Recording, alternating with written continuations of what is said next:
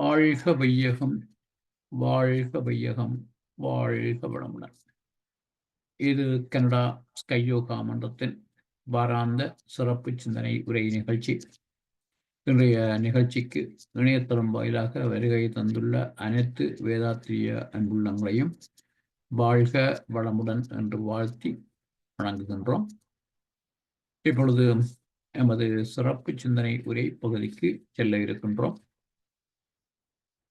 இன்று நமக்கு சிறப்பு சிந்தனை உரை வழங்க நம்முடன் இணைந்திருப்பது வேறு யாருமில்லை, முதுநிலை பேராசிரியர் பழனிசாமி ஐயா அவர்கள். பேராசிரியர் பழனிசாமி ஐயா அவர்கள் எமது மன்றத்தை கடந்த 3-4 வருடங்களாக பல தொடர் சிந்தனை உரைகளை ஐயா வழங்கி வருகின்றார்கள். ஐயா இறை விஞ்ஞானம் என்ற ஒரு தலைப்பிலே ஒரு தொடர் சிந்தனை உரையை நிறைவு செய்து இப்பொழுது 2 வாழ்வியல் என்ற ஒரு தலைப்பிலும் குருவின் குரல் என்ற ஒரு தலைப்பிலும் 2 தொடர் சிந்தனை உரைகள் வழங்கி வருகின்றார்கள். இன்று வாழ்வியல் தொடர் சிந்தனை உரையின் 74ஆம் பாகம்.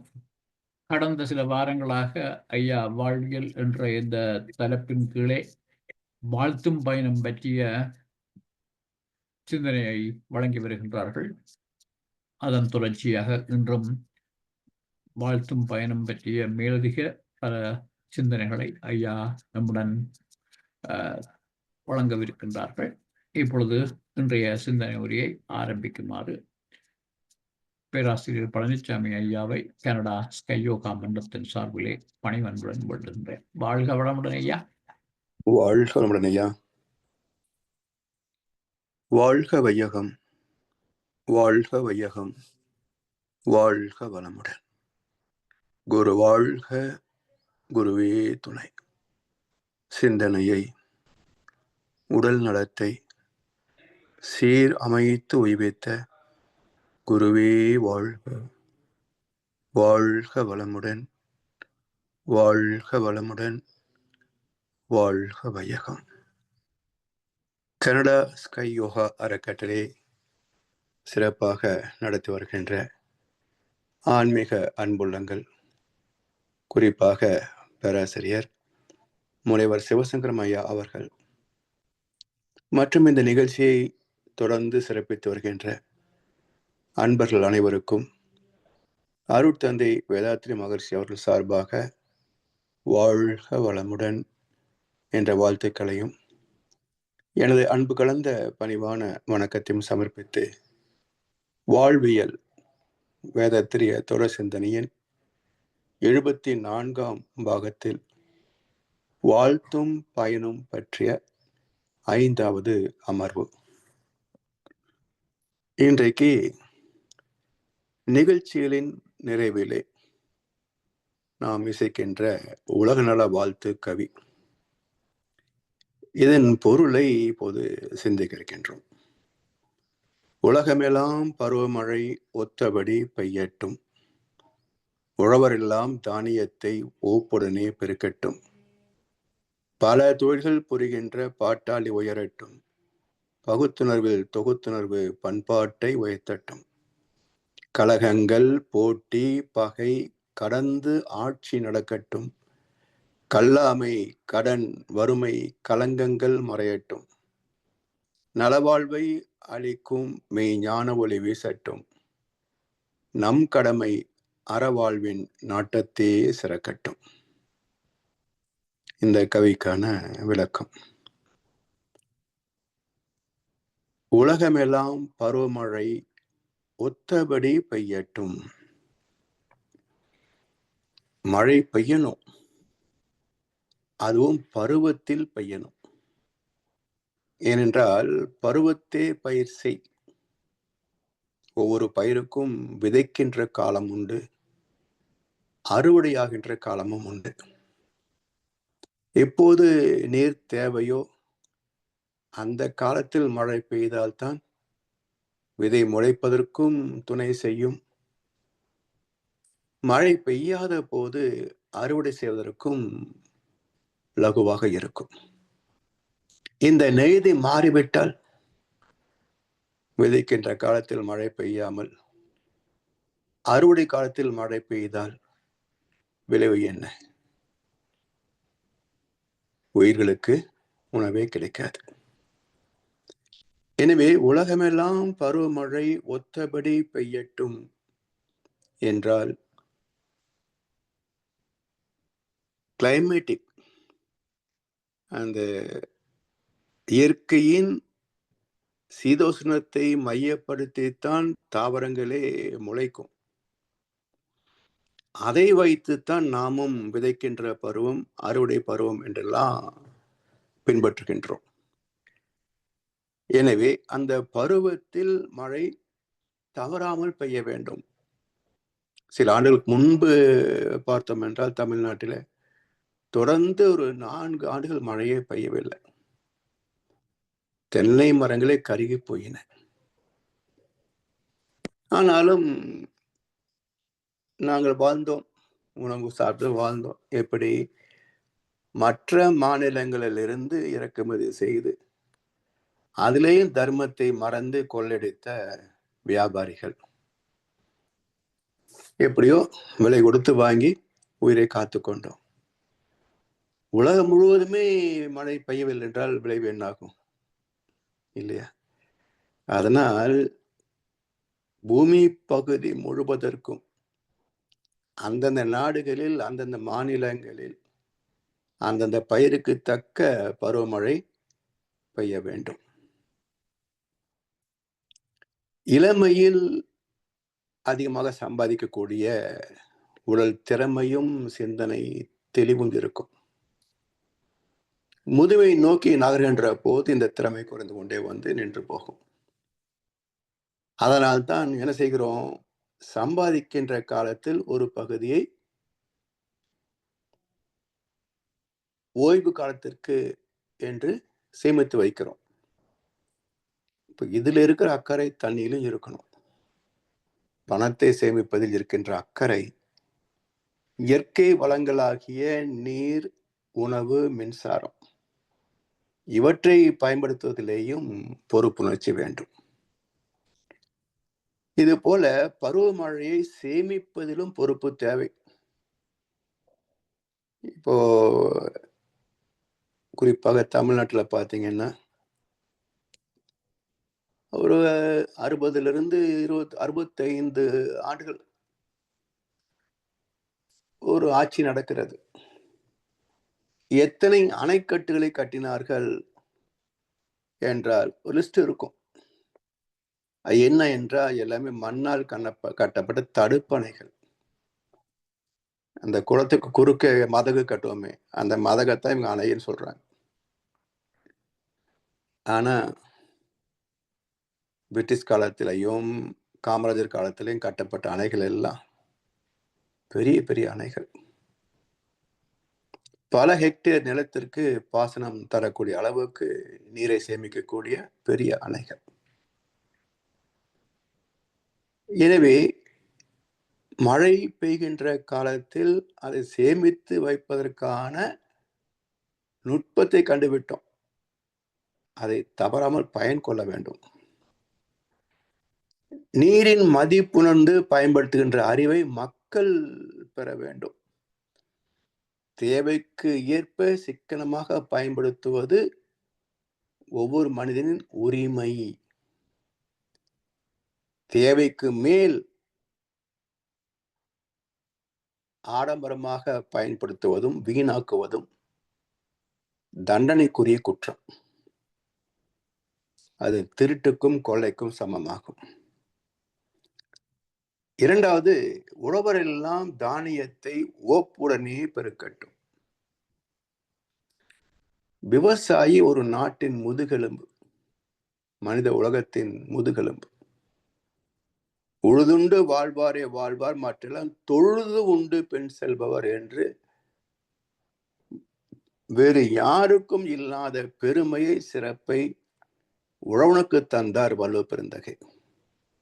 உழுதுண்டு வாழ்வாரே வாழ்வார், மற்றெல்லாம் தொழுது உண்டு பெண் செல்பவர். விவசாயியை வணங்கி பின்னால் சென்று பிச்செடுக்கின்ற மக்கள் ஆனா இன்றைக்கு மரியாதை யாருக்கு இருக்குன்னா, பிச்சை போடுறவனுக்கு மரியாதை கிடையாது, பிச்சை எடுப்புறவங்க தான் மரியாதைங்க. இப்படி ஒரு சமுதாயம் இருந்தால் அழிவு ஏன் வராது? நமக்கு உயிரை தருகின்ற விவசாயி, நம்மை உயிரை காப்பாற்றுகின்ற ராணுவ வீரன். சமீபத்தில் நடந்த நிகழ்ச்சி, இதற்கு முன்பும் ஒரு ராணுவ வீரருடைய வீட்டிலே புகுந்து செய்த அராஜகம், இதெல்லாம் ஒரு அரசாங்கத்தினுடைய வெற்றிகள் தமிழ்நாட்டில். எப்படி ஒரு நன்றிங்கிறது எப்படி இருக்கு பாருங்க. இங்க சுகமா உட்கார்ந்துகிட்டு எல்லை பாதுகாக்கின்ற வீரர்கள் ஓய்வு பெற்று வந்து சொந்த ஊருக்கு வந்து வாழ்கின்ற போது அவரை மதிக்கின்ற ஒரு பண்பாடு கலாச்சாரம் இல்லை என்றால் நன்றி கெட்ட மனிதர்கள். கண்ணதாசன் அழகா சொன்னார், நன்றி கெட்ட மாந்தரடா நான் அறிந்த பாடமடா, பிள்ளையா இருந்து விட்டா இல்லை ஒரு துன்பமடா. என்ன இதெல்லாம் கண்டுக்காம இருக்கிறதுக்கு குழந்தை மாதிரி இருந்துட்டா நமக்கு டென்ஷனே இல்லை. அதெல்லாம் சரி தவறு என்று புரிந்து கொள்வதனால்தான் நமக்கு அவஸ்தை.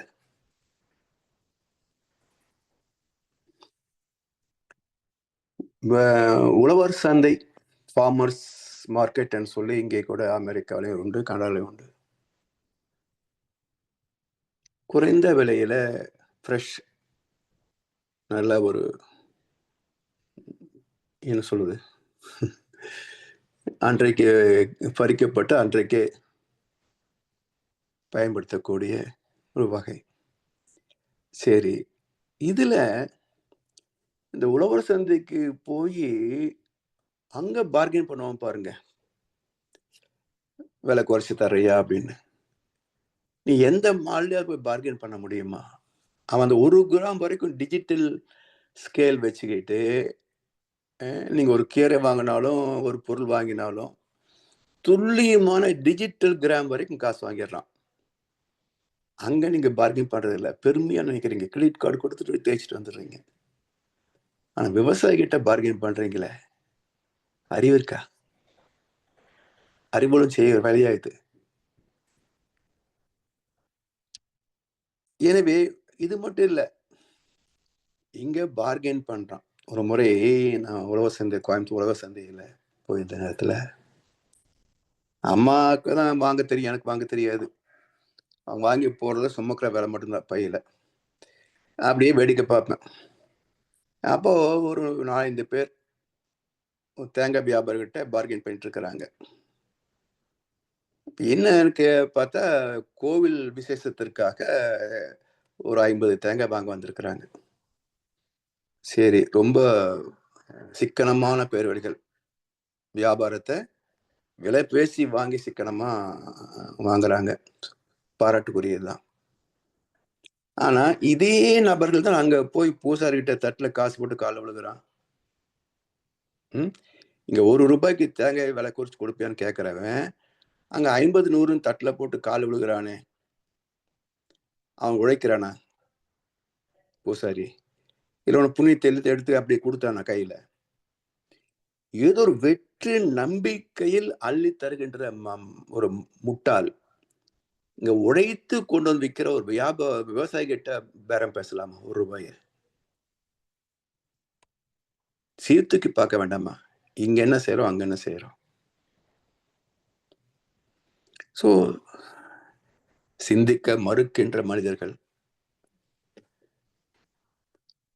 இப்படி உழவனுடைய உழைப்பை மதிக்காதது ஏன் என்ற ஆதங்கம் தான் உழவர் சந்தை வருவதற்கே காரணம். இந்த கவி மகர்ஷி எழுதியப்போ, ஆனா உழவர் சந்தை வந்தது ஒரு 15-20 ஆண்டுகளுக்கு முன்பு. அடுத்தது, உழவர் எல்லாம் தானியத்தை உவப்புடனே பெருக்கட்டும். இந்த உவப்பு விவசாயிக்கு எப்ப வரும்? அதாவது விவசாயியுடைய முகத்திலே ஒரு புன்முறுவல், ஒரு நிறைவு, மகிழ்ச்சி, சந்தோஷம் எப்போ வரும்? அவனுடைய மனதிலே தான் உழைத்து உற்பத்தி செய்த பொருளுக்கான விலை,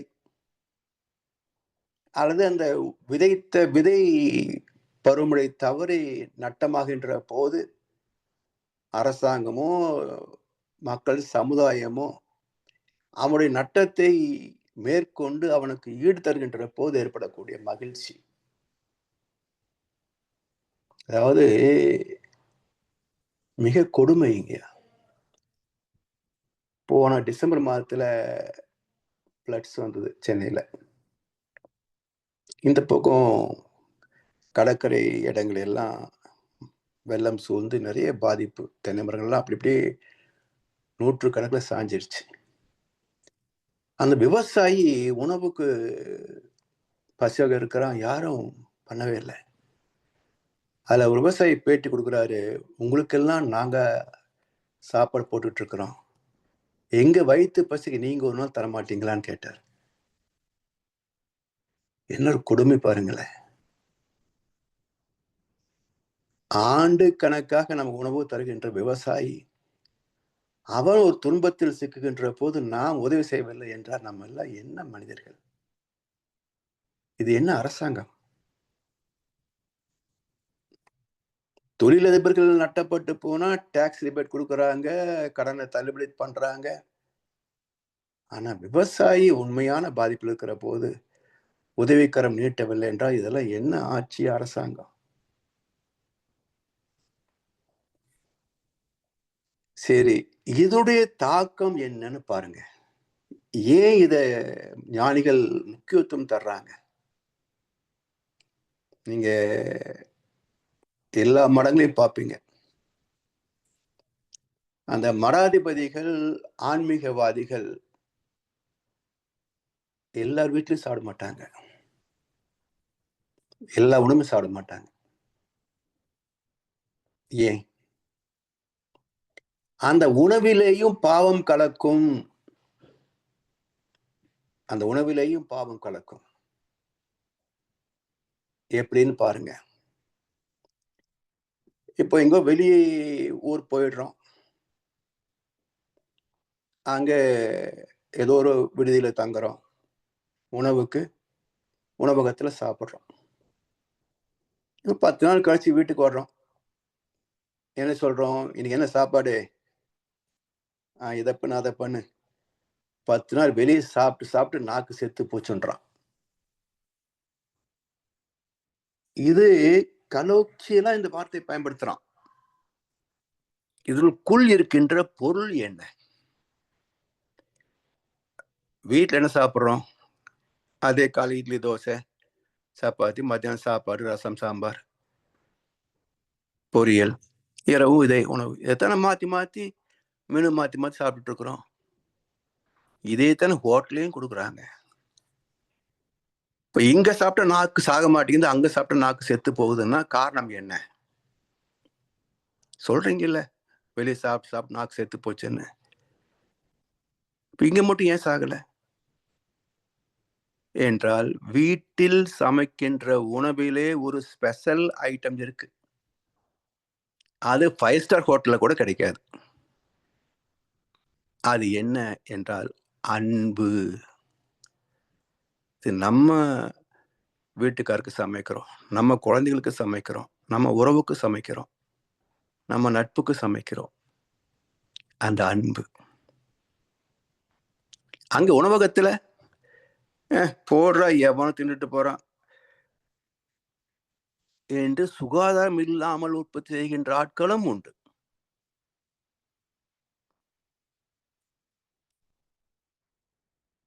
அவனுக்கு நோக்கம் என்ன? எவ்வளவு டேஸ்டா கொடுக்க முடியும், எவ்வளவு லாபம் சம்பாதிக்க முடியும். ஒரு வாடகை கட்டிடத்துல ஹோட்டல் ஆரம்பிச்சான், எங்க வீட்டு பக்கத்துல தான். ஒரு 10 ஆண்டுகளில் ஒரு 5-6 ஏக்கர் நிலம் வாங்கி 2 மாடி பெரிய கட்டிடம் ஹோட்டல் கட்டியாச்சு. இது யாருடைய காசு? இல்லை, நாங்க கொடுத்த காசு தான். இப்படி அங்க இவ்வளவு அள்ளி கொடுத்துட்டு வர்றோம். இதெல்லாம் காரணம் என்ன? அங்க லாபம் மட்டுமே நோக்கம், அன்பு கிடையாது. சரி, இப்போ அந்த உணவுக்கும் உற்பத்தி செய்கின்ற இந்த சமையல்காரன் கொண்டு வந்து வைக்கின்ற அந்த சர்வர், அந்த ஹோட்டல் நடத்துகின்ற முதலாளி, மொத்தம் ப்ராசஸிங் டைம் எவ்வளவு? ஒரு நாள், அட் தி மோஸ்ட் ஒரு நாள். அப்போ இந்த உணவு பொருட்களோடு, தானியங்கள், காய்கறிகள், இவற்றோடு ஒரு நாள் தொடர்பு கொண்டு உணவாக கொடுக்கின்ற அந்த நபருடைய எண்ணமே அந்த உணவோடு தாக்கி நம்மை நாக்கை கொன்றுவிடக்கூடிய உணவாக இருக்கிறதே. ஒரு பயிரோடு பயிராக 3 மாதம் 6 மாதம் உழைக்கிறானே விவசாயி, அவருடைய சந்தோஷம் வருத்தம் அந்த பயிரை தாக்காதா? அந்த பயிரை உண்ணுகின்ற மனுஷனுக்கு துன்பம் வராதா? யோசிக்க மாட்டேன்றமே.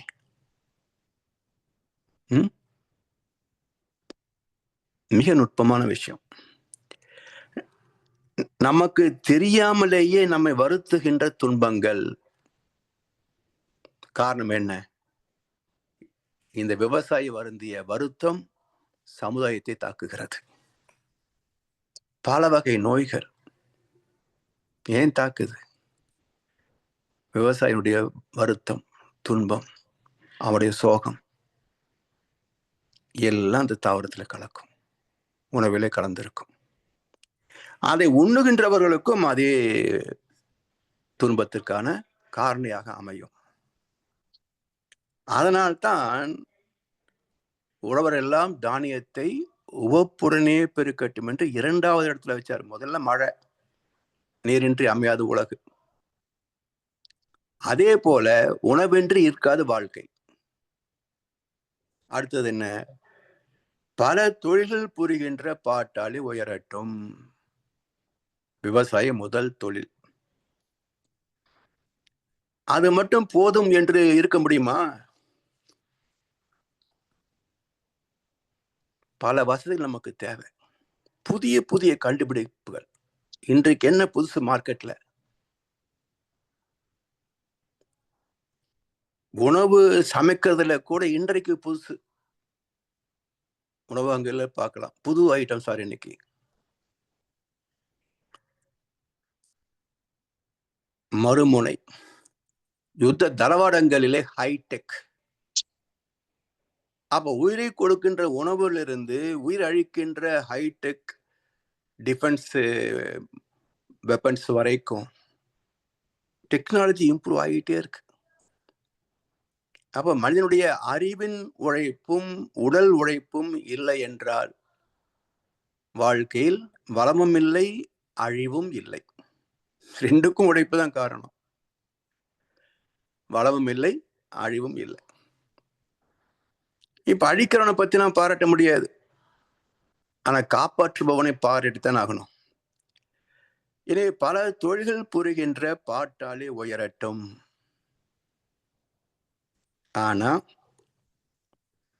விவசாயி சாகிற வரைக்கும் விவசாயம் பார்த்தான், கோடீஸ்வரன் ஆயிட்டான்னு ரெக்கார்டு எங்கேயுமே கிடையாதுங்க. ஒரு தொழிலாளி அவன் முதலாளி ஆயிட்டான்று அதிக அளவிலே சரித்திர சான்று கிடையாது. காரணம் என்ன? இவனுக்கு அந்த உற்பத்தி செய்த அளவுக்கு கூட உழுதவன் கணக்கு பார்த்தா உழக்கோடு மிச்சம் அது அப்படி சொல்லுவாங்களே, இந்த கணக்கு. இங்கே உழைக்கின்ற தொழிலாளி கணக்கு பார்த்தா வறுமை தான் மிச்சம், பற்றாக்குறை தான் மிச்சம். இது அழகா ஒரு கவிஞர் சொன்னார், உயர்ந்தவர் தாழ்ந்திட தேவையில்லை, உள்ளதை இழந்திட சொல்லவில்லை, உழைப்பவர் உயர்ந்தால் போதும் ஐயா.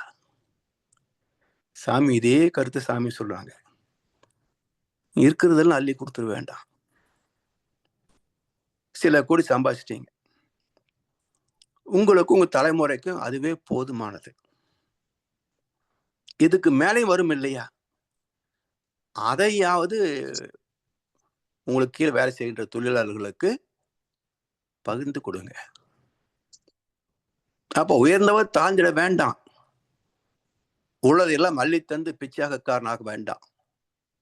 இன்னும் வந்துகிட்டு இருக்கே, அதை மட்டும் கொஞ்சம் மடைமாற்றம் செய்யுங்களேன். நான் நினைச்சேன், இந்த அரசியல்வாதிகளுக்கெல்லாம் ஓரளவுக்கு மேல பணம் வந்துச்சுன்னா அவங்க சலிச்சு போயிடும், அப்புறம் மக்கள் நல்லா செய்வாங்க. அதெல்லாம் மாத்தி மாத்தி ஓட்டு போடுறதை விட ஒருத்தனுக்கு ஓட்டு போடுவோம், ஒரு கட்டத்துல அவன் வந்து நல்லா செய்ய தொடங்குறான் இல்ல அப்படின்னு. ஆனா இப்ப கணக்கு பார்த்தா ஒரு கட்டத்துல கோடீஸ்வரன் ஆனா, அடுத்த கட்டத்துல 100 கோடீஸ்வரன் ஆனா, 100கணக்கான கோடிகளுக்கு ஈஸ்வரன் ஆனா, இன்றைக்கு ஆயிரக்கணக்கான கோடிகளுக்கு சொந்தக்காரன் ஆகிறான். இனி அடுத்து லட்சக்கணக்கான கோடிகளுக்கு போயிடுவான். இவனுடைய பசி, இந்த அரசியல்வாதியுடைய பசி தீரவே தீராது என்பது நான் அனுபவத்துல கத்துக்கிட்டது.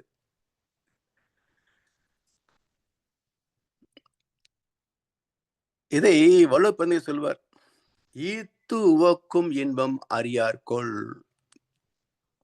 அதாவது ஆயிரக்கணக்கான கோடி சொத்து வச்சிருக்கானுங்க. இப்போ போன சில மாதம் முன்பு இந்தியாவில் ஒரு பெரிய வியாபாரி அம்பானி 5000 கோடி என்ன செலவு பண்ணி ஒரு கல்யாணத்தை நடத்திருக்கிறான். இன்னொரு தொழில் அதிபர் அதானி, அவரு சிக்கனமா உறவுக்காரர்களை மட்டும் வைத்து திருமணம் நடத்திவிட்டு அந்த கிராமங்கள் உள்ள பல பேருக்கு ஆளுக்கு 10 லட்சமோ என்னமோ தொழில் செய்வதற்கான உதவி செய்திருக்கிறார். 2 பேரும் கல்யாணம் செய்திருக்கிறாங்க. இவன் 5000 கோடிக்கு கல்யாணம் செலவு பண்ணினா, அவர் சிக்கனமா செய்துட்டு ஒரு குடும்பத்துக்கு 10 லட்சம் சொல்லி உதவி செய்திருக்கிறார். இந்த 2 நிகழ்ச்சியில எது சிறந்தது, எது பாராட்டுக்குரியது, யாரு பாராட்டுவாங்க?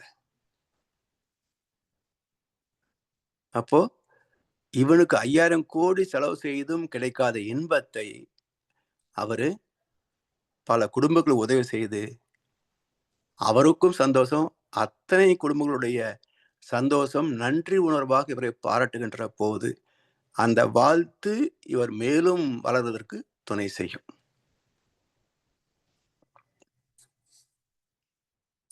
இப்படி ஈத்து உவக்கும் இன்பம் அறியார்கொள் தாம் உடைமை வைத்திழக்கும் வன்கணவர். இதுதான் இங்க பொருள் துறையில மிகப்பெரிய ஏற்றத்தாழ்வு. எனவே ஒவ்வொரு கார்ப்பரேட் ஆகட்டும், பிரைவேட் ஆகட்டும், அந்த முதலாளிகளுக்கு உழைப்பாளிகளுடைய சிரமம் என்ன என்பதை மனிதநேயத்தோடு அணுகி பார்க்கணும். அதை பாரதிதாசன் என்ற கவிஞர் சொல்வார், சித்திர சோலைகளே உம்மை நன்கு திருத்தை பாரினிலே, முன்னம் எத்தனை தோழர்கள் ரத்தம் சொரிந்தனரோ உங்கள் வேரினிலே. பெரிய பெரிய கட்டிடங்கள், விளையாட்டு அரங்கங்கள், பார்க்கு போன்ற அமைப்புகள் பார்த்து வியக்கிறோம், என்ன பிரம்மாண்டமா இருக்கு அப்படின்னு. ஆனா கொஞ்சம் யோசிச்சு பார்க்கணும், இதை கட்டுமானம் செய்வதற்கு எத்தனை உழைப்பாளிகளுடைய வியர்வை சிந்தி இருக்கும். அதாவது திரைப்படம் பார்க்கிற போது போர் அடிக்குதா இல்லையான்னு கேட்பாங்க. நான் சொல்லுவேன், படத்தை மட்டும் பார்த்தா போர் அடிக்குது, ஆனா இதை தயார் செய்வதற்கு எத்தனை பேர் என்னெல்லாம் கஷ்டப்பட்டிருப்பாங்கன்னு நினைக்கிற போது அது போர் அடிக்கல அப்படிம்பேன். ஏன்னா உழைப்பின் பயன்தானே ஒரு திரைப்படம். இன்னும் சொல்லப்போனா கதாநாயகி மட்டும்தான் மக்கள் மதிப்பு தர்றாங்க. அங்க லைட் பாய் வரைக்கும் எல்லாரும் கூட்டுறவு உழைத்தால்தான் இவனுக்கு இந்த பெருமை, வெற்றி படம் என்ற பெருமை. ஆனா இவனுக்கு 200 கோடி சம்பளம் தர்றான், அவனுக்கு சம்பளம் கொடுக்கறதே பெரிய விஷயம். இதை வாங்கிட்டு ஏமாத்துவான். 200 கோடி வாங்கிட்டு 20 கோடி கணக்கு காட்டிட்டு 150 கோடி பிளாக்ல வச்சுக்குவான். உண்மையிலே எனக்கு ரொம்ப அதிசயமான எரிச்சலான விஷயம் என்ன தெரியுங்களா? இந்த நடிகனுக்கு எதுக்கு எவ்வளவு சம்பளம்? இவனை விட நம்முடைய வாழ்க்கைக்கு மேன்மைப்படுத்தக்கூடிய தொழிலாளர்கள், உழைப்பாளிகள் நிறைய பேர் இருக்கிறாங்க. அவங்களுக்கெல்லாம் இல்லாத ஒரு வருமானம் இந்த திரைப்பட நடிகர்களுக்கு மட்டும் எதுக்குங்க? அப்படி என்ன பெருசா உழைச்சிட்டான்? ஒரு நாளைக்கு 10 கோடி, ஒரு படத்துக்கு 200 கோடி, 300 கோடி. இது பேன் மக்கள் வந்து புறக்கணிக்கணும். சினிமா தியேட்டருக்கே போறதில்லைன்னு புறக்கணிச்சுட்டா அப்புறம் ஆட்டோமேட்டிக் இவனால இறங்கத்தான் செய்வான். நெட்ல வர இலவச படங்களை பார்க்கறதோட சரி, காசு கொடுத்தெல்லாம் தியேட்டருக்கு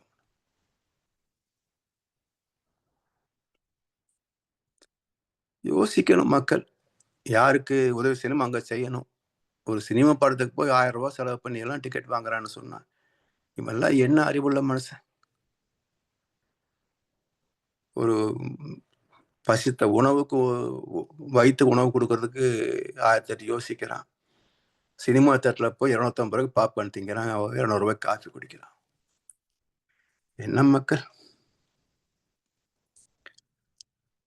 எனவே ஆர்த்திடம் ஜைந்திர கூட்டங்களே, உங்கள் ஆதி அந்தம் சொல்லவோ, எங்கள் ஊர் தொழிலாளர் உழைத்த உழைப்பில் உதித்தது மெய்யல்லவோ. பிரம்மாண்டமான தொழிற்சாலைகள் யார் கட்டினா? முதலாளி காசு இன்வெஸ்ட் பண்ணிடுறாரு, அவ்வளவுதான். தொழிலாளி தானே அங்க உயிரை பணையம் வச்சு அந்த உயரத்துல போய் வேலை செஞ்சிருக்கிறான். நம்ம 100 மாடி கட்டடத்தை பார்க்கிற போது அவ்வளவு உயரத்துல போய் பினிஷ் பண்ணும்போது பெயிண்ட் அடிச்சான ஒருத்தன் தவறு விழுந்தா உயிர் போச்சு. அவருடைய வறுமை, அவருடைய தேவை உயிரை பணம் வைத்தால அந்த வேலை செய்ய வச்சிருக்குது. அதை நினைச்சு பார்க்கிறோம்.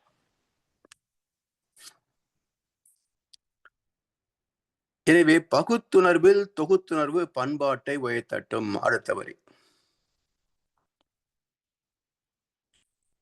பகுத்துணர்வில் தொகுத்துணர்வு பண்பாட்டை உயர்த்தட்டும். பகுத்த உணர்வு, தொகுத்த உணர்வு. உணர்வு என்பது கான்சியஸ்னஸ், சாங்கிய யோகம் என்று கீதையில 2வது சாப்டர். உணர்வு, அந்த பகுத்த உணர்வு என்றால் பகுக்கப்பட்டது, பின்னப்பட்டது. அப்ப என்னுடைய உணர்வு என்பது பகுக்கப்பட்ட உணர்வு. என்னை போல் 820 கோடி மக்கள் அவருடைய நன்மையை நான் நேசிக்கின்ற போது இது தொகுத்துணர்வாக மாறுகிறது. வாடிய பயிரை கண்டபோதெல்லாம் வாடினேன் என்றார் வள்ளல் பெருமான். அப்படி எல்லாவற்றையும் இறைவனுடைய திரு நடனங்களாக பார்க்கின்ற போது அது தொகுத்துணர்வு. அப்ப நான் மட்டும் நல்லா இருந்தா போதுமா? இது சுயநலம். எல்லாரும் நல்லா இருக்கட்டுங்க, பொது நலம். இதுதான் பண்பாடு. ஒரு சமுதாயத்தின், ஒரு நாட்டின் கலாச்சாரம், பண்பாடு என்பது என்ன? எல்லோரும் கூடி மேன்மை பெறுவது. அதான் பண்பாட்டுடைய அடிப்படை நோக்கம். அதுல நான் மட்டும் நல்லா இருந்தா போதும் நினைச்சா எப்படி வரும்? இன்றைக்கும் எனக்கு என்ன வேதனைனா, எங்க தமிழ்நாட்டை பார்க்கிற போது என்னுடைய நண்பர்கள் எல்லாம் என்னை விட உயர்ந்து அதிகமா படித்தவர்கள். அவர்களே இவ்வளவு பிரச்சனைகள் உள்ள ஒரு நிர்வாகத்தை இதை விட சிறப்பா வேற யார் செய்ய முடியும்னு நம்புறாங்க. பார்த்துட்டீங்களா? 65 வருஷமா பார்த்துட்டீங்க. 2 கட்சிகள் ஆண்டு கொண்டிருக்கின்றன. புதுசா 3வது நான் நல்லது செய்யறேன்னு ஒருத்தன் வரணும் நிக்கிறான். ஏன் ஒரு முறை அவனை நம்பி பார்க்க கூடாது? நிச்சயமா இவங்களை விட யாரும் அதிகமா திருடிட முடியாது. ஒரு மோசமான நிர்வாகத்தை இவங்களை விட யாரும் கொடுத்துட முடியாது. சோ அவனுக்கு ஒரு வாய்ப்பு கொடுத்து பார்க்கலாமே. ஏன் மறுக்கிறாங்க? புரியல. இதெல்லாம் படிப்பு, சிந்தனை, ஊர் நியாயம் எல்லாம் பேசுறாங்க, எல்லா தத்துவம் பேசுறாங்க. ஆனா எவ்வளவு தவறு நடந்தாலும் அதை ஏத்துக்கிறாங்களே தவிர, இதுவே தனக்கு நேர்ந்த எப்படி இருக்கும்? ஒரு யூனிவர்சிட்டி பொண்ணு ரேப் பண்ணிட்டாங்க. இன்று வரைக்கும் கிட்ட 3 மாசம் ஆக போகுதுங்க. இன்னும் குற்றவாளி கண்டுபிடிக்கல. ஆனா மந்திரிக்கு ஒண்ணுனா மட்டும் உடனே கண்டுபிடிச்சிருவாங்க. என்ன ஒரு சமுதாயம்! அந்த பாதிக்கப்பட்ட பெண் நம்முடைய மகளாக இருந்தா, அப்ப ஏன் அப்படி நினைக்க மாட்டேன்றாங்க? இது என்ன பண்பாடு?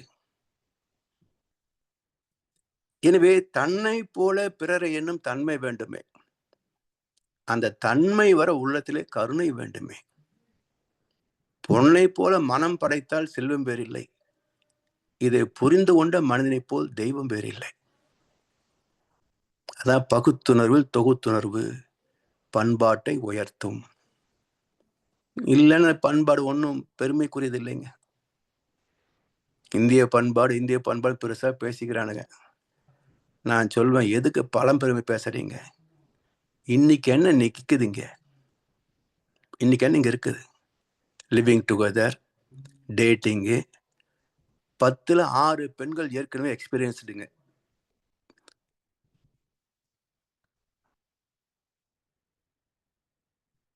திருமணத்திற்கு முன்பாகவே 10க்கு 6 பெண்கள் அனுபவப்பட்டவங்க, 10க்கு 8 ஆண்கள் அனுபவப்பட்டவங்க. அப்புறம் கற்பை பத்தி பேசி என்ன அர்த்தம் இருக்குங்க? எனவே இந்திய கலாச்சாரம், இந்திய பண்பாடு உலகத்துக்கு நாங்க அதை வழிகாட்ட போறோம்.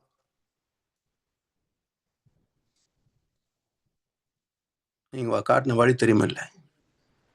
இங்க அமெரிக்காவிலே பார்க்கிறேன், இவங்க சொன்ன மோசமான கலாச்சாரம் எல்லாம் மாறி போய் இங்க குடும்பத்தோடு வாழ்கின்ற மக்கள் எண்ணிக்கை பெருகி வருவதை பார்க்கிறேன். வீட்லயே டைவர்ஸ் பண்ணிட்டு அடுத்த கல்யாணம் பண்ணிக்கிறான். ஆனா கணவன் மனைவி இருந்துகிட்டே இன்னொரு பக்கம் போறது இல்லை. என்ன பண்பாடு வச்சிருக்காங்க இந்தியாவில்? இந்திய கலாச்சாரம். எனவே பொதுநலம் இல்லாமல் ஒரு சமுதாயம் மேன்மை பெற முடியாது. அதனால்தான் பகுத்துணர்வில் தொகுத்துணர்வு பண்பாட்டை உயர்த்தட்டும். கலகங்கள், போட்டி, பகை கடந்து ஆட்சி நடக்கட்டும். கலவரம், எப்ப பாரு கலவரம். அது அதிகாரத்தில் இருந்தா ஒடுக்க வேண்டியது, எதிர்ப்பக்கம் இருந்தா நடத்த வேண்டியது. இவனுக்கும் முட்டாள் இருக்கிறாங்க தொண்டர்னு சொல்லி, அவனுக்கும் முட்டாள் இருக்கிறாங்க தொண்டர்கள்னு சொல்லி. இதுல இடைப்பட்ட மக்கள் தான் பாதிக்கப்படுபவர்கள். மத கலவரம், ஜாதி கலவரம், மொழி கலவரம்,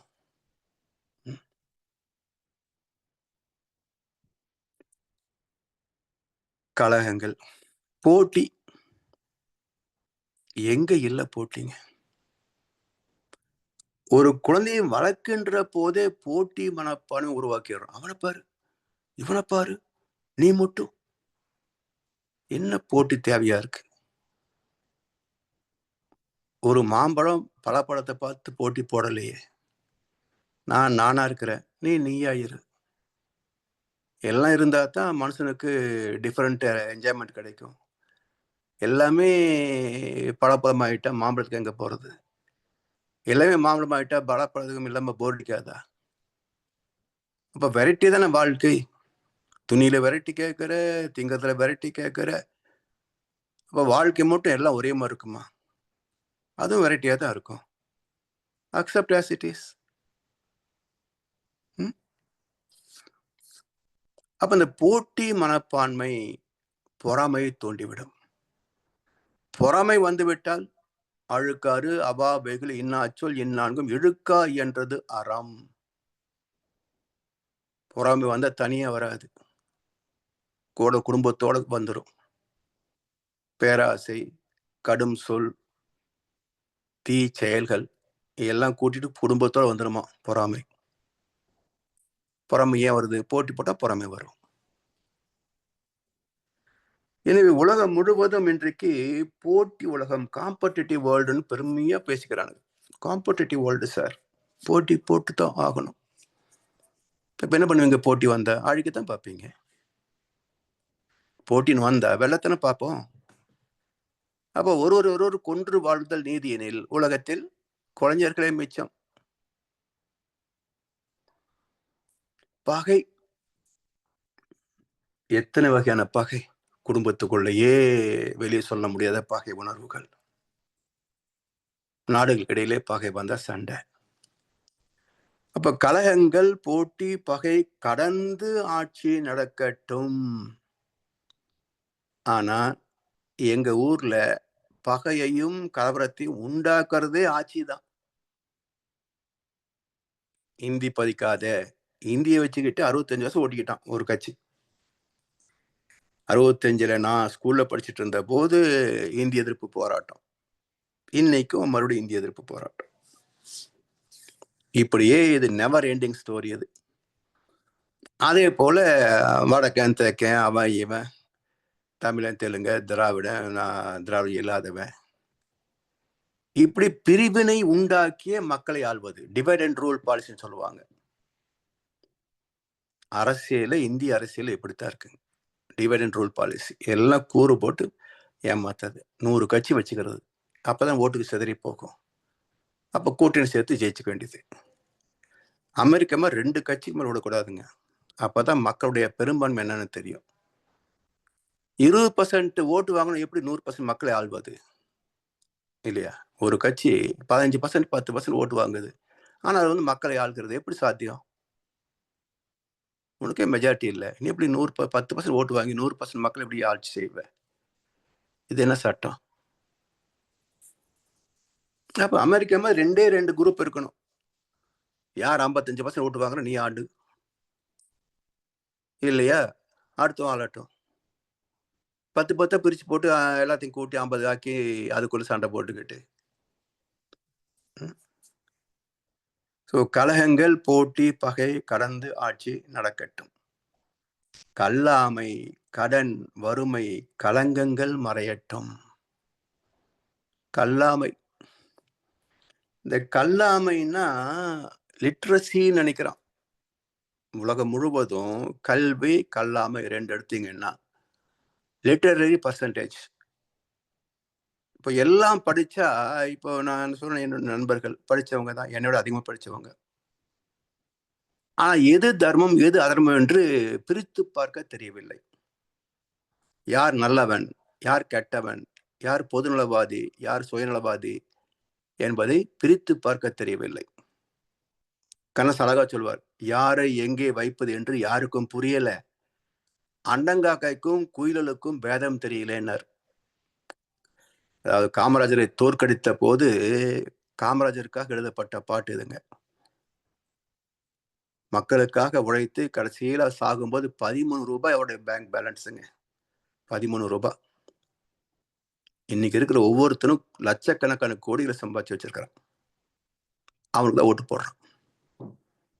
அப்ப மனம் நொந்து காமராஜருக்காக எழுதிய வரிகள் தான், யாரை எங்கே வைப்பது என்று யாருக்கும் தெரியல, அண்டங்காக்காய்க்கும் குயில்களுக்கும் பேதம் புரியலனர். இன்னைக்கும் அதே நிலைமை தான். ஆனா படிப்போ எல்லாம் நல்லா படிச்சிருக்கிறாங்க. டாக்டரேட் என்ன, போஸ்ட் கிராஜுவேட் என்ன. அப்ப இதுவா கல்வி? அப்ப கல்லாமை என்பது இறை நீதியை கல்லாமை, பண்பாட்டை கல்லாமை, ஒழுக்கத்தை கல்லாமை. அதுதான் அதான் வள்ளுவர் சொல்றார். 2 அதிகாரம் இருக்கு. கல்லாமை, கல்லாமை 2 அதிகாரம் இருக்கும். ஒண்ணு வந்து திருடாமை, களவு. இன்னொன்னு கல்வி கற்காமை, கல்லாமை. அப்போ வெறும் லிட்டரரி நாலேஜ் மட்டும் அல்ல, இயற்கை கற்றுக்கொள்வது, செயல் விளைவு தத்துவத்தை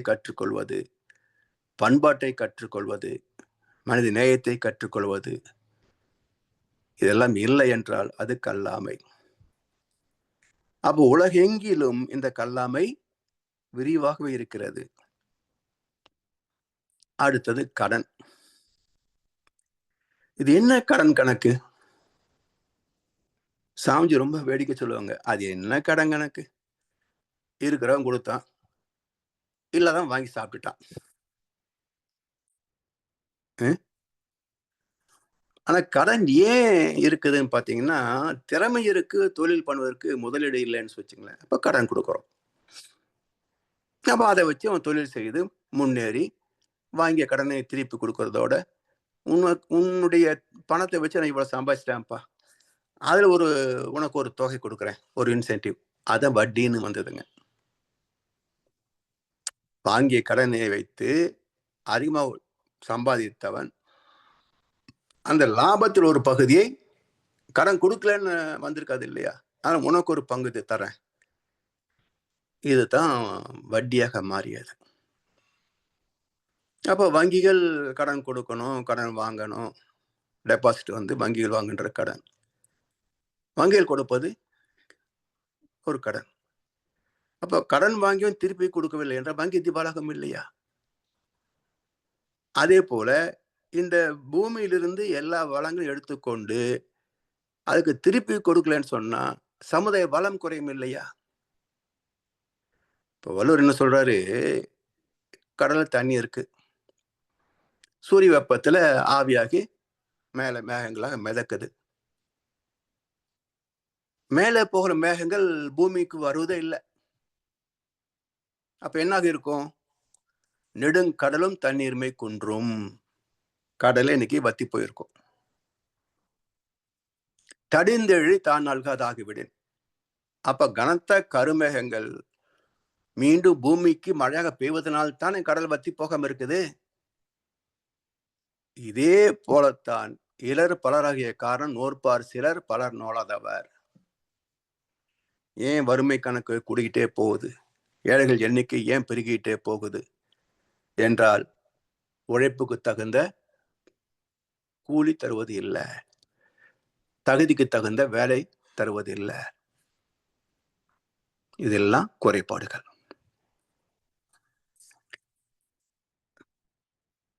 அடுத்தது வறுமை. கடன் திருப்பி கொடுக்க முடியலன்னா, கடன் வாங்குறேன்னா, ரெண்டுக்கும் காரணம் வறுமை. அதுவும் நீங்க தொழிற்சாலைகள் கடன் வாங்குறான், கொடுக்குறான், சம்பாதிக்கிறான், அதுல ஒரு பகுதி வட்டியா கொடுக்குறான், ஓகே. ஆனா தனிநபர் கடன்கள், இவன் ஏன் கடன் வாங்குறான்? சிக்கனம் இல்லாத வாழ்க்கை. அதாவது வள்ளுவர்கிட்ட எவ்வளவு சம்பாதிக்கணும் வள்ளுவரேன்னு கேட்கிறான். எனக்கு தெரியாதுப்பா, நீ எவ்வளவு சம்பாதிச்சா வசதியா நிம்மதியா இருப்பேன்றது எனக்கு தெரியாது. ஆனா ஒரு கணக்கு சொல்றேன், நீ எவ்வளவு செலவு பண்ணினா நிம்மதியா இருக்கிறதோ நிம்மதி இல்லாம இருக்கிறதோ விளைவாகும் என்ற கணக்கு வேணும் சொல்றேன். சரி சொல்லுங்க. ஆகாறு அளவிட்டது ஆயினும் கேடு இல்லை, போகாறு அகலா கடை. குறைந்த வருமானம் தப்பில்லை, அதற்குள் என்ன வாழ்க்கையோ அதை வாழ்ந்து விடு. இப்ப கடன் ஏன் வாங்குறாங்க சமுதாயத்துல? வெட்டி செலவுகள். ஒரு கல்யாணத்துக்கு என்ன செலவு வேணுங்க? 5000 கோடி ஒருத்தன் பண்ணிருக்கான். அவனை பார்த்து இவங்களும் இப்போ இங்க தமிழ்நாட்டுல பாத்தீங்கன்னா சர்வசாரம் 20-30 லட்சம் செலவு பண்றாங்க ஒரு கல்யாணத்துக்கு. பஃபே சிஸ்டத்துல வெரைட்டி என்ன, ஆர்கெஸ்ட்ரா என்ன, அந்த போட்டோகிராஃபி 10 லட்சம் செலவு பண்றாங்க ஐயா. ஒரு நாள் ஒரு நிகழ்ச்சி போற போது பார்த்தேன், ஒரு குழந்தையோட பர்த்டேக்கு 2 லட்சம் ரூபாய்க்கு போட்டோ எடுத்திருக்கிறான் ஒருத்தன். ஆல்பம் காட்டுற 2 லட்சம் ரூபாய் சார் கொடுத்துருக்கு, இதுக்கு ஆல்பம் பாருங்க. அது என்ன அவதார புருஷனா அந்த குழந்தை? 2 லட்சம் ரூபாய்க்கு போட்டோ எடுக்கிறதுக்கு அது என்ன அவதார குழந்தையா? அவட திருட்டம் மகனே. இவன் திருடனு காசுல ஒரு கொண்டாட்டம் பாருங்களேன். இந்த 2,04,000 ஏழைகளுக்கு கல்யாணம் பண்ணி வச்சிருந்துக்கலாம். அப்போ இந்த நிரவுதல் இல்லை. வறுமைக்கு காரணம் என்னன்னு பாத்தீங்கன்னா, அடுத்தவன் பொருளை ஒருவன் திருடிக் கொள்வதுதான். என்னை பொறுத்த வரைக்கும் செல்வந்தன் என்ற மரியாதையான பேருக்கு யதார்த்தமான வார்த்தை திருடன். பெரும் செல்வந்தன் பெரிய திருடன். அதான். ஏன்னா தர்மம் சார்ந்த தொழிலும் அறம் சார்ந்த வாழ்க்கையும் செல்வம் சேர விடாது. செல்வம் சேர விடாது. ஏன்னா சம்பாதிக்கிற போதே யாரெல்லாம் காரணமோ அவங்களுக்கு பிரிச்சு கொடுத்துருவான். அவர் எப்படி செல்வந்தனாக முடியும்? அப்ப பணக்காரன் ஆகணும்னு சொன்னா சுரண்டல் தெரிஞ்சிருக்கணும். எப்படி சுரண்டது, யார்கிட்ட எல்லாம் சுரண்ட முடியும், அது தெரிஞ்சாதான் பணக்காரன். தர்மத்தின்படி வாழ்ந்தால் யாரும் பணக்காரனாக முடியாது. சோ அறம் சார்ந்த வாழ்க்கை சொத்து சேர விடாது. அது மட்டுமல்ல, பாவம் சேர விடாது. அதான் களங்கங்கள். அப்போ கல்லாமை இயற்கை விதியை பற்றிய அறிவில்லாதது. அதனால் தோன்றுகின்ற கடன், திருப்பி கொடுக்க முடியாத போது ஏற்படுகின்ற வறுமை, அதனால் நடக்கின்ற பாவங்கள், இதெல்லாம் மறையணும். சமுதாயத்துல இதெல்லாம் மறைய வேண்டும். இதான் வள்ளுவர் அழகா சொல்வார், பற்றி கொள்ள வேண்டிய பரம்பொருளை, பற்றி கொள்ள வேண்டிய பரம்பொருளை பற்ற தவறியதால் பற்றி கொண்ட அனைத்தும் பற்றாக்குறையாகவே இருக்கும். அருமையான திருக்குறள். உலக மக்கள் பற்றி கொள்ள வேண்டிய பரம்பொருளை பற்றுவதில்லை. அப்படியே பற்றினாலும் அங்க போய் எனக்கு பணத்தை கொடு, ப்ரொமோஷன் கொடு, கல்யாணத்துக்கு மாப்பிள்ளையை கொடு, பையனுக்கு வேலை கொடுன்னு கேட்பான். எனக்கு அறிவு கொடுன்னு கேட்க மாட்டான். அப்ப பற்றி கொள்ள வேண்டிய பரம்பொருளை பற்றி கொள்ள தவறியதால் இவர்கள் பற்றி கொண்ட பொருள், புகழ், செல்வாக்கு, புலனின்பங்கள் எல்லாமே பற்றாக்குறையாகவே இருக்கும். பற்றுக பற்றற்ற பற்றினை அப்பற்றை பற்றுக விடற்கு. சரி, அடுத்தது நலவாழ்வை அளிக்கும் மெய்ஞான ஒளி வீசட்டும். நலவாழ்வை அளிக்கும் மெய்ஞான ஒளி வீசட்டும். இத்தனை பிரச்சனைகளுக்கும் காரணம் என்ன? மழை பெய்யாததற்கு காரணம் என்ன? பருவமழை பெய்யாமல் பொய்த்து போவதற்கு காரணம் என்ன? உழவர்கள் வருந்துவதற்கு காரணம் என்ன? தொழிலாளர்கள் வசதி இல்லாமல் வாழ்வதற்கு காரணம் என்ன? கல்லாமை, கடன், வறுமைக்கு காரணம் என்ன? கலகங்கள், போட்டி, பகை காரணம் என்ன? எல்லாவற்றுக்கும் ஒரே காரணம், மெய் ஞான ஒளி இல்லை. இறை தத்துவத்தை பற்றிய அனுபவமோ இறை நீதியை பற்றிய விளக்கமோ இல்லை. இந்த ரெண்டும் சமுதாயத்தில் பரவிவிட்டால் யாரும் தப்பு பண்ண மாட்டான். தன்னை அறிய தனக்கு ஒரு கேடு இல்லை. தன்னை அறியாமல் தான் கெடுகின்றான். ஒரே தீர்ப்பு திருமந்திரம். மக்களுக்கு ஏன் இவ்வளவு கஷ்டம்னா, தன்னை அறியாத ஒரே குறைபாடு, பரமனை பற்றி கொள்ளாத ஒரே குறைபாடு, வேற ஒண்ணு இல்லை. எனவே மெய்ஞானம் ஒன்றுதான் எல்லா சிக்கல்களுக்கும் தீர்வு. The remedy for all problems is enlightenment. The remedy for all problems is enlightenment. அறிவின் தெளிவே அனைத்து சிக்கல்களுக்கும் தீர்வு.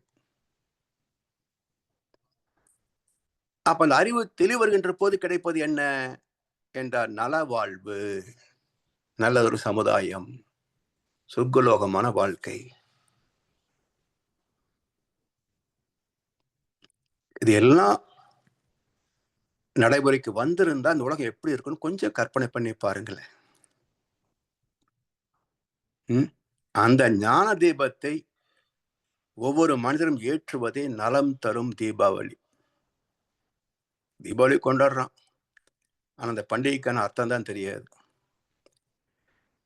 சரி, இதெல்லாம் எப்போ வந்து சேர்றது, அதற்கு நாம் என்ன பண்றது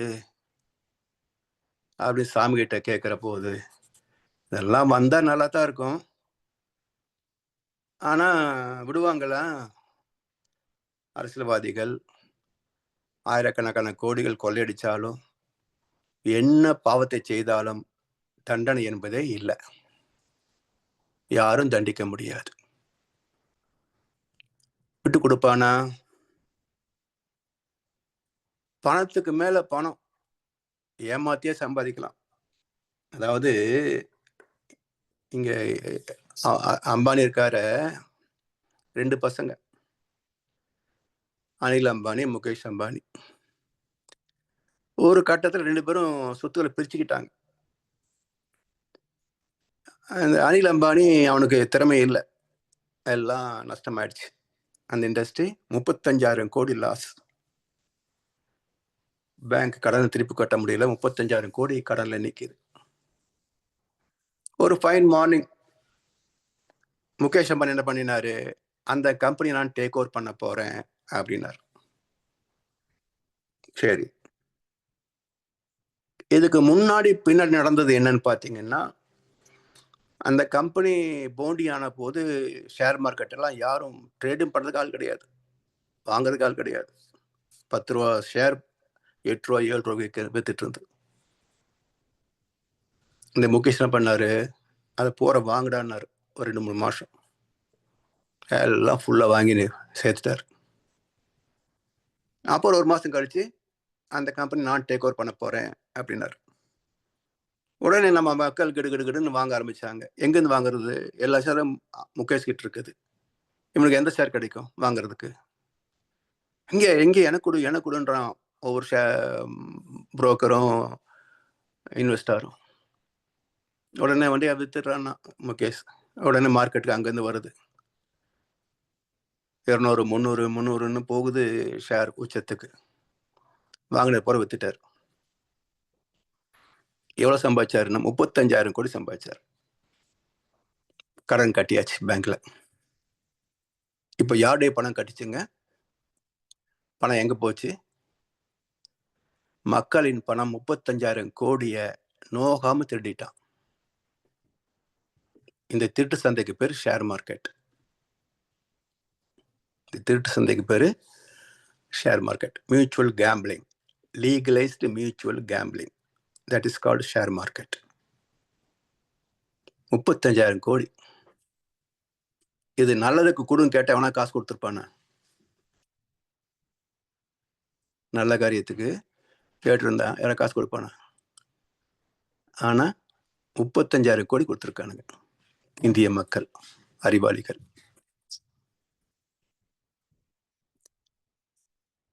எனவே இது எல்லாம் மறையணும்னு சொன்னா என்னங்க, இப்போதைக்கு மாறாது.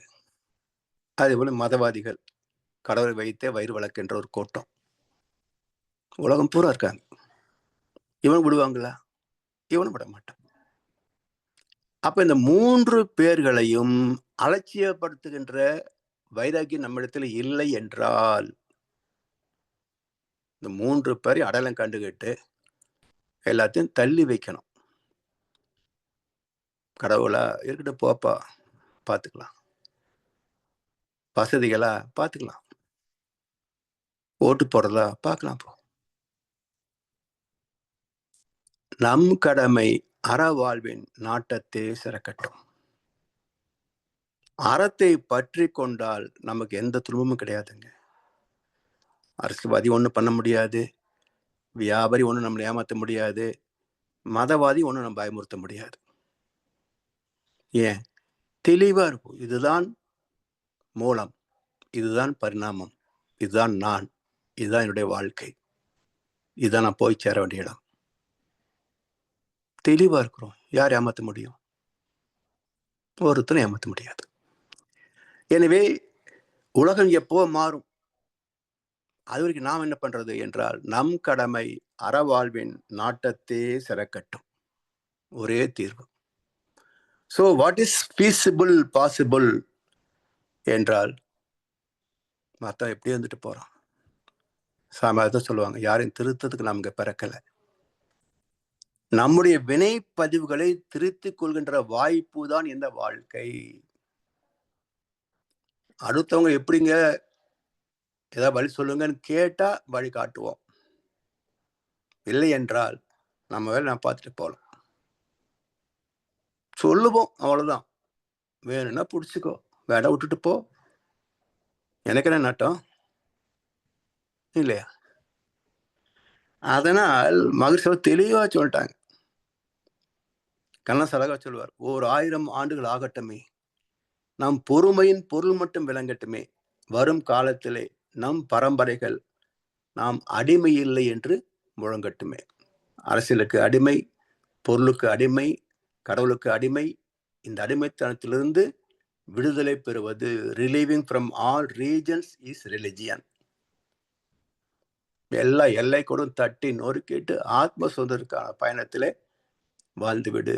நம் கடமை அறவாழ்வின் நாட்டத்தை சிறக்கட்டும் என்று சொல்லி வாழ்த்தும் பயணம் தலைப்பை நாம் நிறைவு செய்கின்றோம். வாழ்வளமுடன், வாழ்க வையகம். வாய்ப்பளித்தனருக்கும் நன்றி. வாழ்க வளமுடன் ஐயா. வாழ்க வளமுடன் ஐயா. மிக்க நன்றிகள். மிக சிறப்பான சிந்தனை உரை ஐயா. அந்த ஒரு பாட்டு நாம் தினம் தினம் பாடுகின்ற ஒரு பாட்டு. ஆனால் அந்த கவிதையை நாங்கள் முழுமையாக விளங்கி படித்தோமா என்பது கேள்விக்குறிதான் ஐயாவுடைய சிந்தனைக்குரிய பார்க்கின்ற போது. மிகச் சிறப்பாக இருந்தது ஐயா. அது குறிப்பாக அதனுடைய முடிவுரை, கடைசி 2 வரியும் கொண்டு அதை முடிவாக வந்து காட்டினீர்கள். மிகச் சிறப்பு. எல்லாவற்றுக்கும் தீர்வு அறவழிப்படி நாம் வாழ்ந்து செல்வது மட்டும்தான். நல்ல தலைவையா, வாழ்க வளமுடன். இப்பொழுது அன்பர்களுடைய கேள்வி பதில் பகுதிக்கு செல்வோம். ஐயாவிடம் உங்கள் கேள்விகளை கேட்க விரும்புபவர்கள் அல்லது உங்கள் கருத்துக்களை பரிமாறிக்கொள்ள விரும்புபவர்கள் கைகளை உயர்த்தி கேட்கலாம். கேள்விகளை விட கருத்துக்கள் இருக்கும் என்று நம்புகின்றேன். அன்பர்கள் கைகளை உயர்த்தி இப்பொழுது ஐயாவுடன் உங்கள் கருத்துக்களை அல்லது கேள்விகளை கேட்கலாம்.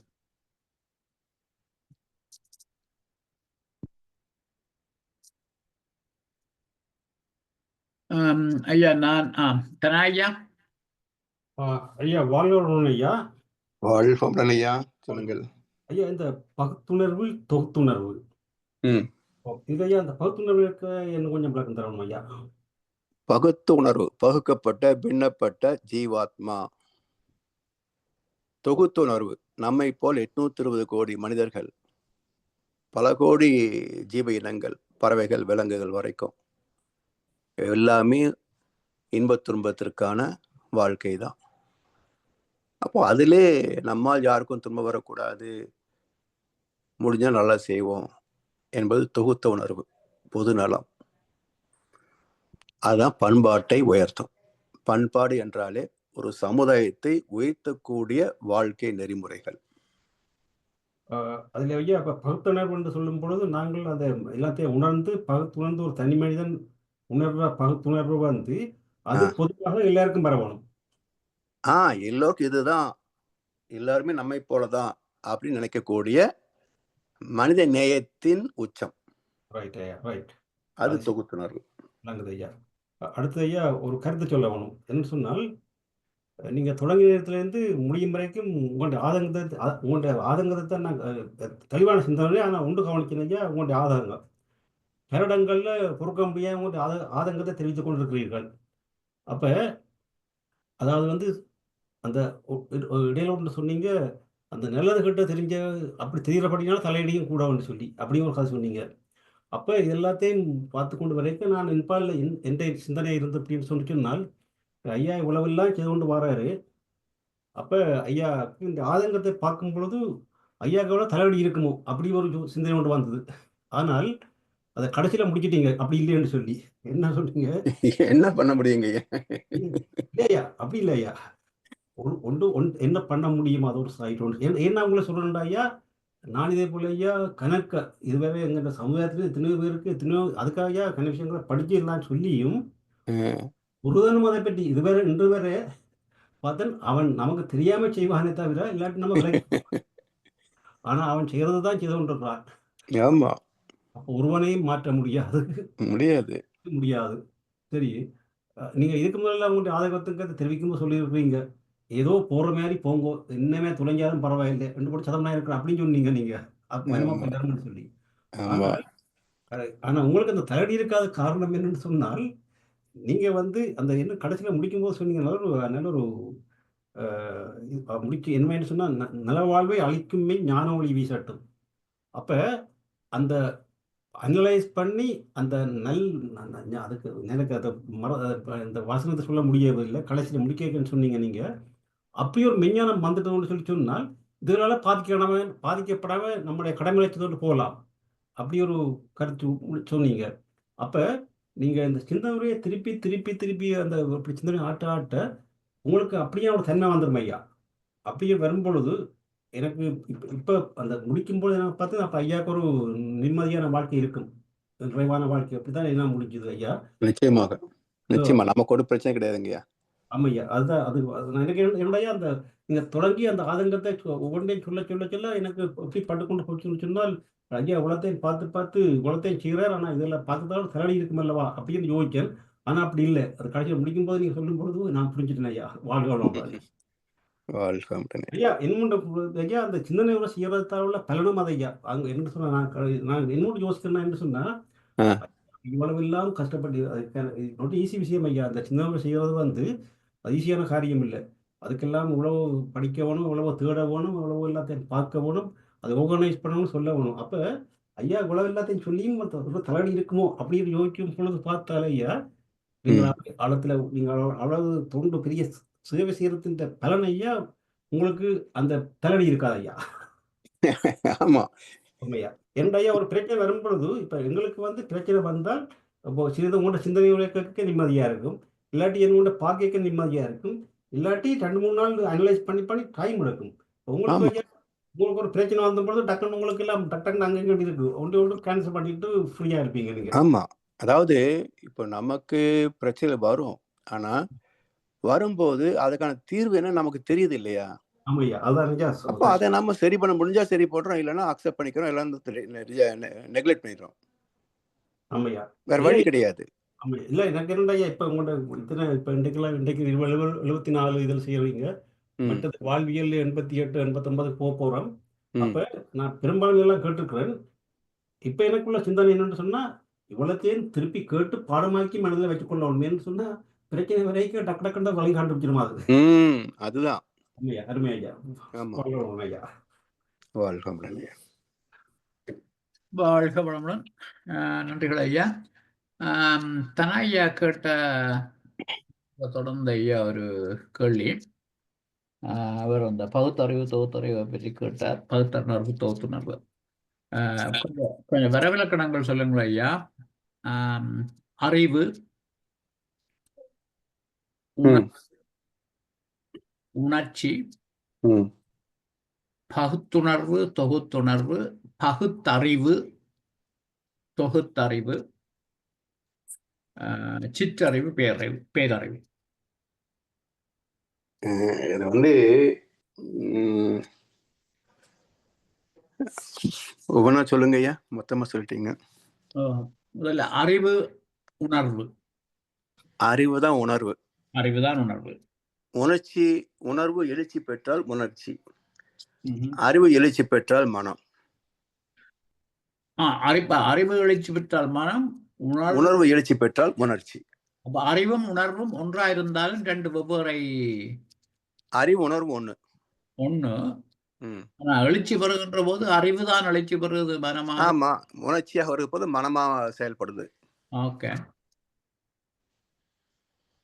உணர்வு எழுச்சி பெறுகின்ற போது உணர்ச்சியா வருது. ஆமா. எப்படி கடல் நீர் எழுச்சி பெற்றால் அலைன்னு சொல்றோமோ, ம்ஹும். அதே போல அறிவின் எழுச்சி மனம், உணர்வின் எழுச்சி உணர்ச்சி. பகுத்துணர்வும் பகுத்தறிவும் ஒன்றா. வேறா? ஆமா ஆமா. மூன்று. ஓகே. ஏன்னா பகுத்தறியக்கூடியது பகுத்து உணரக்கூடியது ரெண்டு ஒண்ணுதான். 2, 3 தான். ஏன்னா அறிதல் உணர்வின் மூலமாக நடக்கும். ம்ஹ்ம். வெறுமனே அறிய முடியாது. உணர்வு என்பதன் மூலமாக தான் அறியுது. அப்ப அறிவினுடைய இயக்கம் உணர்வு. ஓகே ஐயா. அப்ப இன்னொன்று இப்ப நீங்கள் இந்த இறைவிஞ்ஞானத்திலே குருவன்கிறல்லைன்னு சொல்லியிருக்கிறீங்க. ம். ஆ, தெய்வம் உணரும் தெய்வம், ம். பரமாத்மா உண- உணரும் தெய்வம், உணராத தெய்வம். உணராத தெய்வம். ம். அப்ப இந்த சுத்த வழி அறிவு, ம். அது அப்ப உணராத தெய்வம். ம். சக்தியாக பிரபஞ்சமாக இருக்கின்ற போது அது பரமாத்மாவாக இருக்கின்ற போது அது உணரும் தெய்வம். அப்படியா? ஆமா. இப்போ கோமால ஒருத்தர் கிடக்கிறாரு, அவருக்குட்டியே அறிவு இருக்கு. ம்ஹும். ஆனா அந்த அறிவு எதையும் உணரல. ம்ஹும். அதுவே மருந்தெல்லாம் கொடுத்து கோமால வெளியே வந்துட்டாருன்னா அவர் உணர்கிறார். அப்போ அப்ப அறிவும் உணர்வும் வெவ்வேறு தானே இல்லையா? அறிவு செயல்படுகின்ற போது உணர்வாக, ஓகே ஓகே. உணர்வு மூலமாகத்தான் அறியும். அறியும். ஓகே. இப்போ பகுத்தறிவு என்றால் அதுக்குள்ள கற்றறிவு, சிற்றறிவு, பற்றறிவு மூன்றும் சேர்ந்தது பகுத்தறிவு. அதுபோல் எல்லா மனிதர்களிடத்திலும் ஜீவன்களிடத்திலும் இருக்கிறது என்பது தொகுத்தறிவு. இதே போல் பிரபஞ்சம் முழுவதும் எல்லா இயக்கங்களும் இருக்கிறது என்பது முற்றறிவு. இதையும் கடந்த நிலை பேரறிவு. அப்ப பகுத்தறிவு, தொகுத்தறிவு, முற்றறிவு, பேரறிவு. பகுத்தறிவு எங்கிட்ட, தொகுத்தறிவு சமுதாயம், முற்றறிவு பிரபஞ்சம், பேரறிவு சுத்தவெளி. பேரறிவு சுத்தவெளி. அந்த அறிவு செயற்படுகின்ற போது உணர்வு. உணர்வு அது பகுத்துணர்வு, தொகுத்துணர்வு. ஆமா. ஓகே. நன்றி ஐயா. நன்றி ஐயா. அந்த கடைசியாக நீங்கள் முடிக்கின்ற போது சொன்னீங்களே ஐயா, இந்த 3 விடயத்தை நாங்கள் கைவிட்டுட்டு என்ன மதவாதி, அந்த மதம் அதை பற்றி சொல்லுகின்ற போது அரசியல், மற்றது வசதிகள் என்ற போது அந்த 3ஐ விட்டுட்டு போனால் வேண்டும். அந்த 2 மதமும் அரசியலும் நாங்கள் இக்னோர் பண்ணிக்கொள்ளலாம். இந்த வசதி கொஞ்சம் கஷ்டம். அது அதை அளவா நிறுத்திக்கணும். நம்ம துறக்க முடியாது. வசதிகள் இல்லைன்னா வாழ்க்கை எங்க? காலையில டிஃபனுக்கு எல்லாம் இருந்தா தானே உயிர் வாழ முடியும். எதுவும் இல்லைன்னு என்ன செய்வோம்? அப்ப பொருள் என்பது இந்த தேடுவது, இது இந்த அனுபவ பொருட்களை வாங்குவதற்காகத்தான் நமக்கு பணம் தேவையா இருக்கு இல்லையா? அப்ப அந்த பணம் எவ்வளவு தேவை, அது தர்மத்தின்படி ஈட்ட முடியுமா? அதுதான் வாழ்க்கை. இப்போ என்ன ஆகுது, அந்த பொருளிலேயே மக்கள் அடகு போயிட்டாங்க. அப்போ எதை செய்தாலும் எனக்கு பணம் வந்தா போதும் நினைக்கிறான். இதுலதான் அரசியல், பொருளாதாரம், வியாபாரம் மூணுமே நிக்குது. மதம், மதவாதிக்கும் பணம் தானே வேணும். காணிக்கை இல்லாம, உண்டியல் இல்லாம பணம் கோயில் உண்டா? அப்ப அவனுக்கும் பணம் தான் தேவையா இருக்குது. இப்போ எல்லாருக்கும் பணம் தான். ஆனா அது எவ்வளவு வேணும்ன்ற கணக்கு தான் தெரியல. இப்போ எல்லாம் சம்பாதிச்சாங்க. கலிபோர்னியால வைல்டு ஃபயர் வந்தது. எல்லாரும் ஹாலிவுட் ஆக்டர்ஸ் இருக்கிற பெரிய பெரிய வீடுகள் ஒவ்வொன்றும் பில்லியன் கணக்குல இருக்குமாமா. அவ்வளவு வீடுகளும் எல்லாம் போச்சு. இப்போ அத்தனை பணம் எப்போ எத்தனை காலம் சம்பாதிச்சிருப்பாங்க, அதெல்லாம் ஒரு மணிக்கணக்கில் இல்லை நிமிஷ கணக்கில் எல்லாம் தரமட்டாகி போச்சு. இப்போ இவ்வளவு காலம் சம்பாதிச்சதனுடைய பலன் என்ன? அவங்களதெல்லாம் இன்சூரன்ஸ்ல எடுத்துடுவாங்க ஐயா. இன்சூரன்ஸ் கம்பெனி தனதாமே எத்தனை கொடுப்பாங்க இன்சூரன்ஸ் கம்பெனி இல்லையா? அது மட்டும் இல்ல, அதெல்லாம் கட்டுறதுக்கு மக்கள் வேணுமே. இல்லைங்களா? இப்போ எத்தனையோ காலம் ஆக்குபவனுக்கு பல நாள் வேலை, அழிப்பதற்கு ஒரு நாள் வேலைன்ற மாதிரி நெருப்பு வந்து ஒரு மாசத்துல எல்லாத்தையும் அது அழிச்சிட்டு போயிடுச்சு. இது எத்தனை ஆண்டுகளுக்கு கட்டுறதுக்கு தேவைப்படும்? அத்தனை லேபர் இப்ப இல்ல அங்க. எல்லாம் விஐபிஸ் எல்லாம் இப்போ வந்து ஷெட்லயும் வாடகை வீட்டுல இருக்கிறாங்க.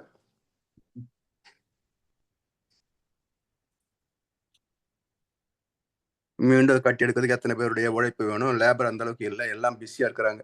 ஆல் கன்ஸ்ட்ரக்ஷன் பிசினஸ் வந்து ஓஹோ நடக்குது இப்போ கலிபோர்னியால. நன்றி ஐயா. நன்றி ஐயா, வாழ்வளமுடன். வணக்கமுடன். நாங்கள் இத்துடன் இன்றைய இந்த கேள்வி பதில் பகுதியை நிறைவு செய்வோம். இதுவரை நேரமும் வாழ்வியல் பாகம் 74 வாழ்த்தும் பயணம் என்ற தலைப்பிலே உலக நல வாழ்த்து இந்த கவிதையை பற்றிய தெளிவான விளக்கங்களை நமக்கு தந்த முதல்நிலை பேராசிரியர் பழனிசாமி ஐயாவுக்கு நாம் நன்றி தெரிவிப்பதோடு ஐயாவுக்கு ஒரு வாழ்த்து தெரிவிப்போம். பேராசிரியர் பழனிசாமி ஐயா அவரது உடல் நலம், மனவளம், பொருளாதார வளம், அவர்தம் அன்பு குடும்பம், அவரது வேதாத்திரிய தொண்டு